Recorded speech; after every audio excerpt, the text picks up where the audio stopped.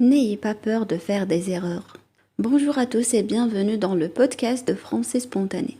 Le titre de l'épisode d'aujourd'hui est N'ayez pas peur de faire des erreurs. Trop souvent, quand on commence à parler dans une langue étrangère, on a peur de faire des erreurs. On réfléchit beaucoup et on parle lentement.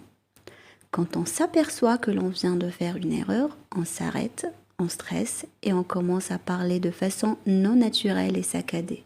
Avez-vous déjà eu ces problèmes? Si oui, la meilleure solution est évidente et simple. Arrêtez de stresser. N'ayez pas peur de faire des erreurs.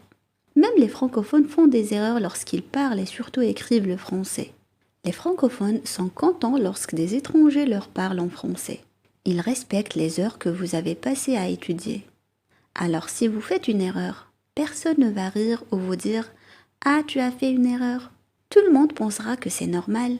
Alors si le fait de faire des erreurs n'est pas un problème pour les francophones, et si autant de francophones font des erreurs, n'ayez pas peur d'en faire. Quel que soit votre niveau de français parlé ou écrit, n'ayez pas peur de faire des erreurs. Relaxez-vous, essayez de toujours vous améliorer, mais n'ayez pas peur et ne stressez pas.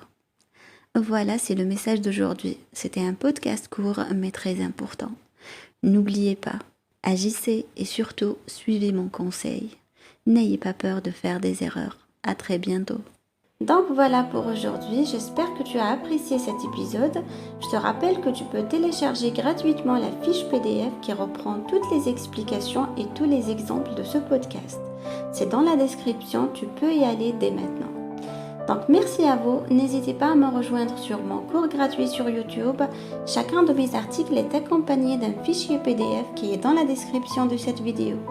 Si tu as aimé, mets un petit j'aime, un petit pouce en l'air, ça fait toujours plaisir et ça nous aide à choisir les sujets qu'on aborde sur la chaîne. Et bien sûr, abonne-toi à la chaîne YouTube de Français Spontané en activant les notifications pour ne rien manquer. Merci de m'avoir écouté et je vous dis à très bientôt pour un nouvel épisode du podcast.